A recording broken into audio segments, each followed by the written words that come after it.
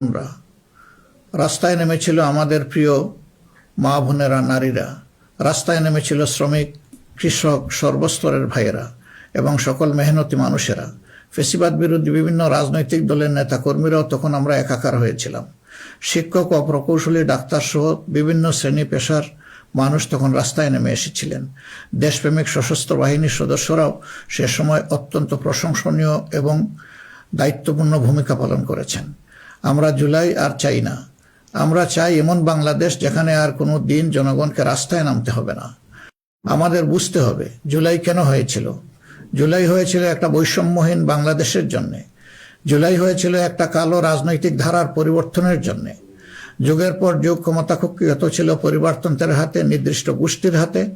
সেখান থেকে মুক্তির জন্য বিশেষ করে 2009 সাল থেকে জাতির উপর এমন এক শাসক গোষ্ঠী চেপে বসে যারা মানবাধিকার, ভোটাধিকার সহ সকল গণতান্ত্রিক অধিকার কেড়ে নেয় এবং গণতান্ত্রিক প্রতিষ্ঠানগুলোকে ধ্বংস করে ফেলে। গুম, বিচার বহির্ভূত হত্যা, আয়নাগর প্রতিষ্ঠার মাধ্যমে জনগণের উপর নিপীড়ন চালায়।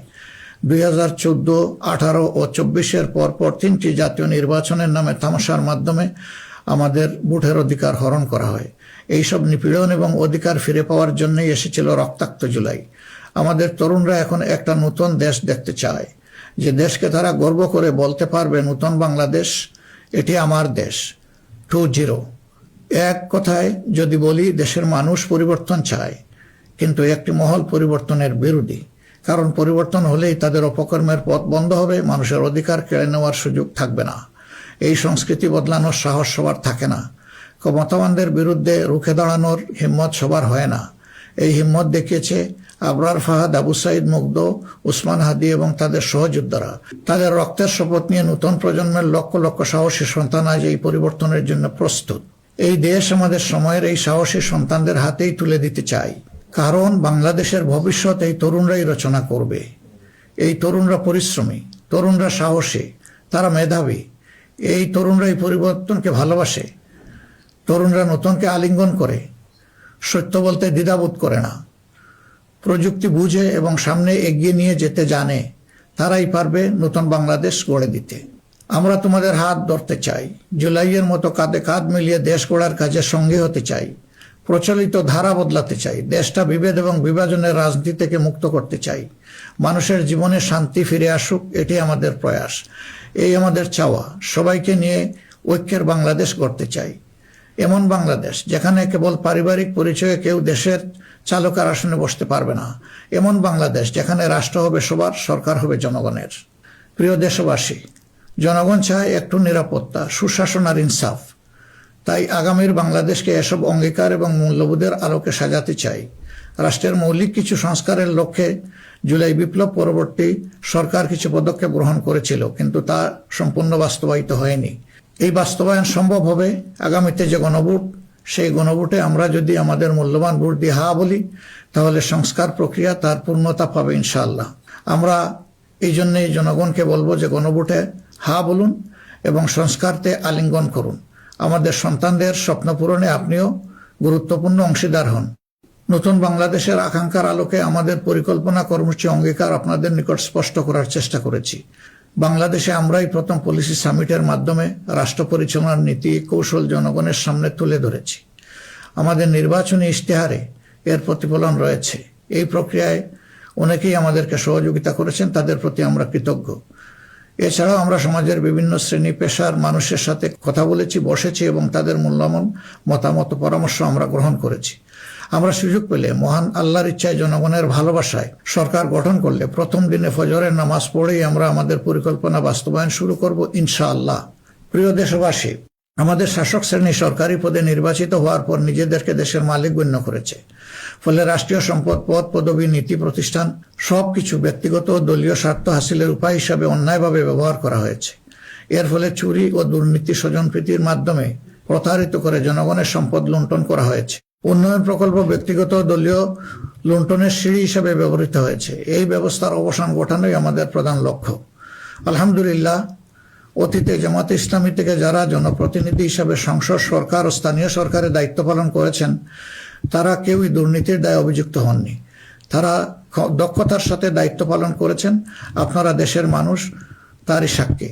প্রিয় দেশবাসী, আগামী জাতীয় সংসদ নির্বাচন জাতিকে একটি নতুন স্বপ্নের দিকে নিয়ে যাওয়ার এক মহা সুযোগ হিসাবে এসেছে। যেসব সমস্যা আমরা বিগত দিনে সমাধান করতে পারিনি, যে লুটেরা গোষ্ঠীকে আমরা নিয়ন্ত্রণ করতে পারিনি, সেসব সমস্যার সমাধান এবং লুটেরা গোষ্ঠীর নিয়ন্ত্রণের সুযোগ হচ্ছে আগামী নির্বাচন। তাই জনগণকে ঠিক করতে হবে আমরা আমাদের নিজেদের জন্য, আমাদের তরুণ প্রজন্মের জন্য, আমাদের নারীদের জন্য, বয়স্ক মানুষের জন্য, প্রান্তিক জনপদের জন্য, শ্রমিকের জন্য, উদ্যোক্তাদের জন্য কোন বাংলাদেশ চাই।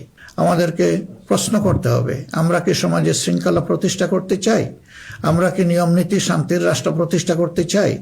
আমরা কি উন্নত দেশ হতে চাই? আমরা কি শোষণ, জুলুম, দুর্নীতি, চাঁদাবাজ মুক্ত রাষ্ট্র চাই?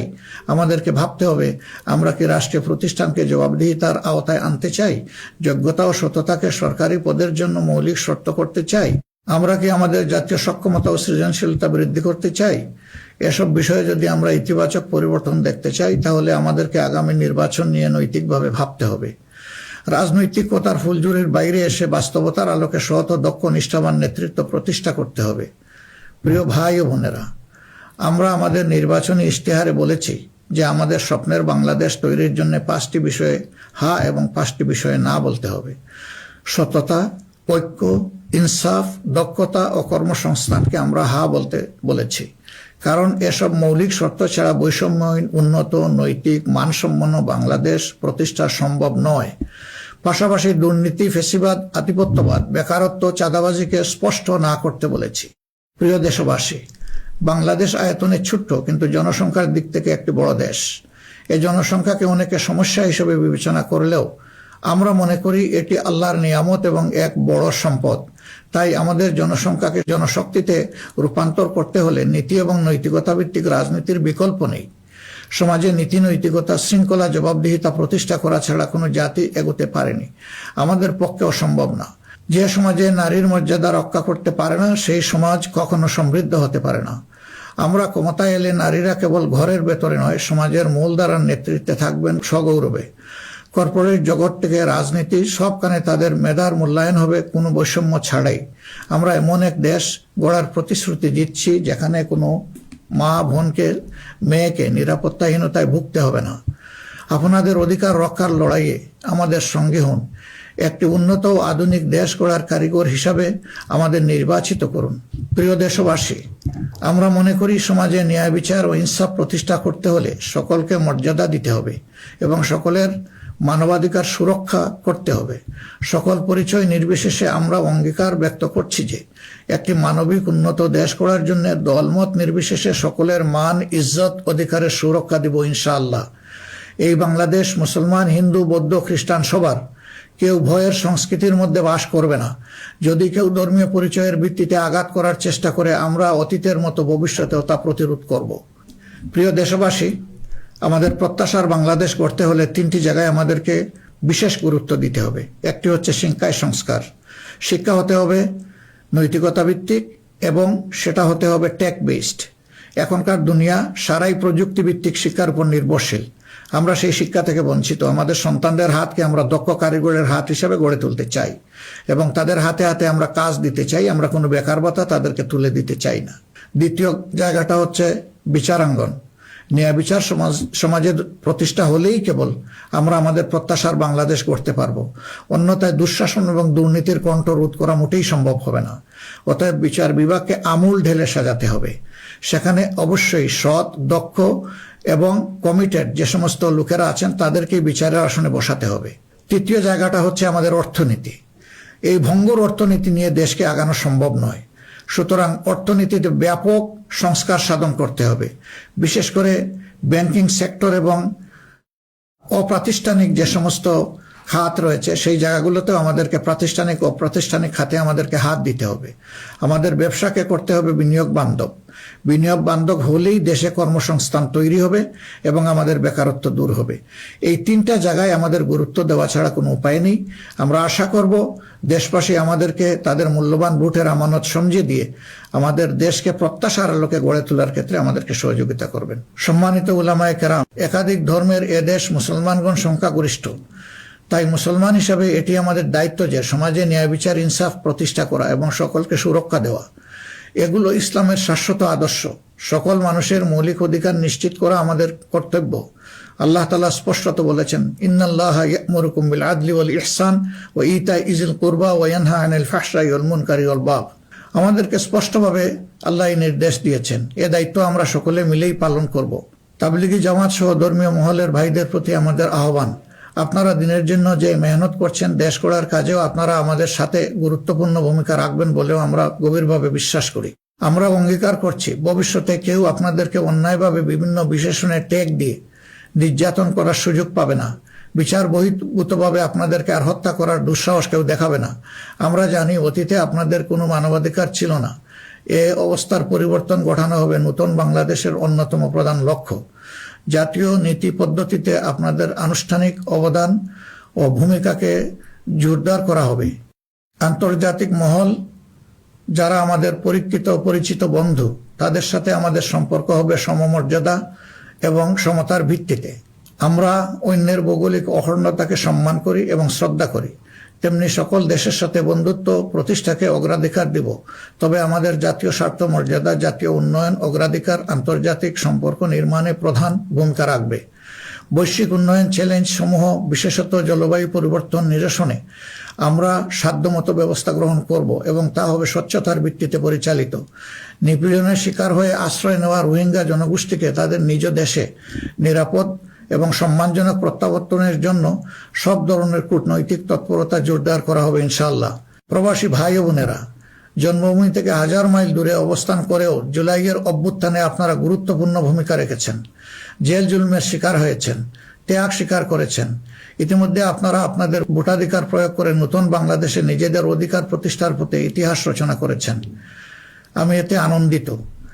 আগামী দিনে দেশ গড়ার এই অভিযাত্রায় আপনাদের সক্রিয় অংশগ্রহণ ছাড়া আমাদের নতুন বাংলাদেশের স্বপ্ন অপূর্ণই থেকে যাবে।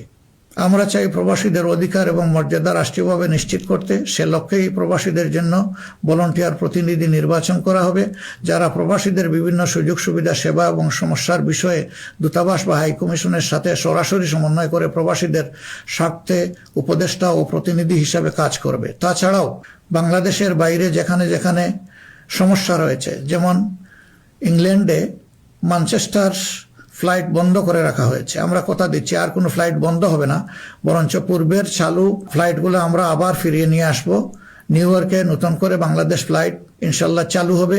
এরকম দুনিয়ার যে যে জায়গায় এই ফ্লাইটগুলো চালু হওয়া দরকার তা আমরা নিশ্চিত করার ব্যাপারে বদ্ধপরিকর। দেশ আর পিছনের দিকে যাবে না, দেশ এগিয়ে যাবে সামনের দিকে ইনশাআল্লাহ। প্রবাসী ভাইয়েরা যখন বিদেশে মৃত্যুবরণ করেন তখন অত্যন্ত অসহায় অবস্থা, তাদের লাশ উপেক্ষিত হয়। আমরা কথা দিচ্ছি, যারা আমাদের রিমিটেন্স যোদ্ধা তারা আমাদের গর্বের ধন। কেউ যদি আল্লাহর ইচ্ছায় বিদেশে ইন্তেকাল করেন, আমরা অত্যন্ত সম্মানের সাথে আমাদের কাঁধে করে তাদের লাশ দেশে বয়ে নিয়ে আসবো ইনশাআল্লাহ। আমাদের প্রবাসীরাও জাতীয় সংসদে আনুপাতিক হারে ইনশাআল্লাহ তাদের প্রতিনিধিত্ব আমরা নিশ্চিত করার পক্ষে। প্রবাসীদের সঙ্গত সমস্ত বিষয়গুলো আমরা গুরুত্বের সাথে বিবেচনায় নিয়ে দেশে যাতে কোনোভাবে তারা নিপীড়নের শিকার না হন তা আমরা নিশ্চিত করব ইনশাআল্লাহ। প্রিয় দেশবাসী, নির্বাচনী প্রচারণা শুরু হওয়ার পর থেকে দেশের বিভিন্ন প্রান্তে আমরা গিয়েছি। আপনারা আমাদের সভা সমাবেশে যোগ দিয়েছেন, আমাদের কথা শুনেছেন। আপনাদের ভালোবাসা, অংশগ্রহণ ও সহযোগিতায় আমরা অভিভূত, আমরা মুগ্ধ। আমরা আপনাদের প্রতি চিরকৃতজ্ঞ। আমাদের নির্বাচনী প্রচারণা বা অন্যান্য কার্যক্রমে কেউ কষ্ট পেয়ে থাকলে আপনাদের কাছে আমরা ক্ষমা প্রার্থী। আগামী নির্বাচন সুষ্ঠুভাবে আয়োজন করা সকল রাজনৈতিক দলের নৈতিক দায়িত্ব। তাই আমাদের আহ্বান হবে নির্বাচনী আচার আচরণ বিধিগুলোকে সম্মান জানানো এবং প্রতিদ্বন্দ্বী রাজনৈতিক দলের বৈধ অধিকারকে সম্মান করা। সুষ্ঠু নির্বাচন আয়োজনের মাধ্যমে রাজনৈতিক স্থিতিশীলতা নিশ্চিত করা হবে আমাদের রাজনৈতিক অঙ্গীকার।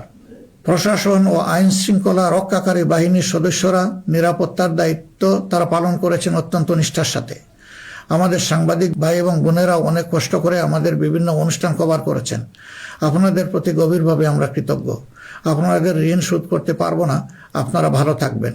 আমাদের দলের বিভিন্ন পর্যায়ে নেতাকর্মী, শুভাকাঙ্ক্ষী এবং নির্বাচনী জোটের নেতৃবৃন্দ কর্মীগণ নিরলস পরিশ্রম করে যাচ্ছেন, আর্থিক ত্যাগ করেছেন। শেরপুরে আমার ভাই রেজাউল করিম প্রতিপক্ষের নির্মম আঘাতে শাহাদত বরণ করেছেন।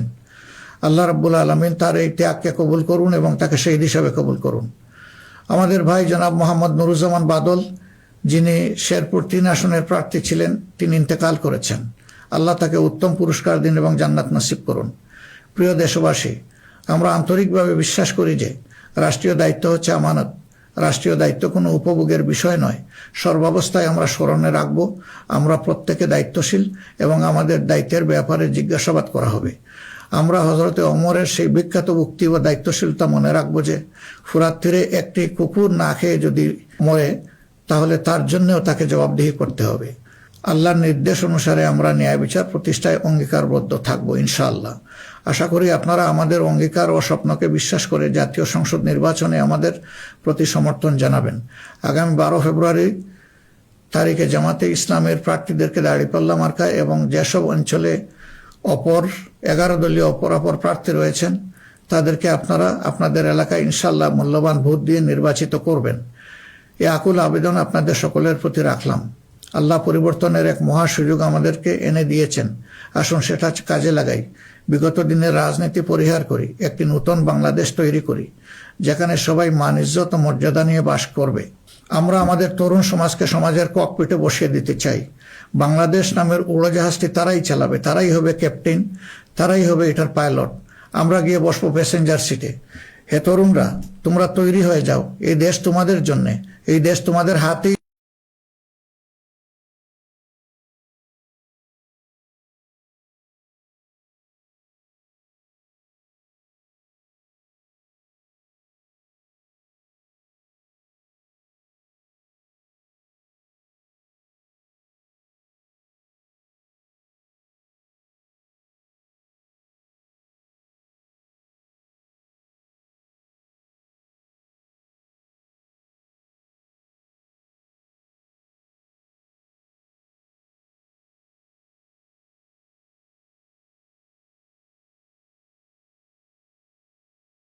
তুলে দিতে চাই এবং এই দেশ তোমাদের হাতেই আমাদেরকে সেদিন টেকিয়ে রাখতে পারেনি। ইনশাআল্লাহ আগামীতেও কোনো বাধা আমাদেরকে টেকিয়ে রাখতে পারবে না। আমরা আমাদের প্রিয় জনগণের এবং আমরা বিশ্বাস করি আমাদের জনগণ আমাদেরকে ভালোবাসে। জনগণের এই ভালোবাসায় আমরা অভিভূত এবং আমরা পূর্ণ আস্থা রাখি আমাদের জনগণের রায়ের প্রতি। আপনাদের সকলকে আজকের এই পর্যায়ে এসে আরেকবার আমি আহ্বান জানাবো, আসুন একটু নতুন বাংলাদেশ, তরুণদের প্রত্যাশার বাংলাদেশ, জিএনডির জন্য আগামী বাংলাদেশ, আমাদের নারী সমাজের জন্য একটা নিরাপদ এবং সম্মানের বাংলাদেশ গড়ে তোলার জন্য আমরা সবাই আগামী 12 তারিখ দাঁড়িপাল্লা এবং জোটের অপরাপর মার্কা যেখানে যেটা আছে তাতে ভোট দিয়ে 11 দলীয় প্রার্থীদেরকে নির্বাচন করি। তাহলে ইনশাআল্লাহ প্রত্যাশার একটি দেশ আমরা খুঁজে পাবো, একটু নতুন বাংলাদেশ পাবো। আমরা বিশ্বাস করি জনগণ পরিবর্তন চায়, সেই পরিবর্তন জন্যই আমাদের এই আহ্বান। এই পরিবর্তন আমাদের হাতে ইনশাআল্লাহ মানাবে, অন্য কারো হাতে নয়। দৃশ্য তো এটা আপনারা বুঝতেই পারছেন। আল্লাহ হাফিজ। বাংলাদেশ জিন্দাবাদ। বাংলাদেশ জামাত ইসলামী জিন্দাবাদ। 11 দলীয় নির্বাচনী ঐক্য জিন্দাবাদ।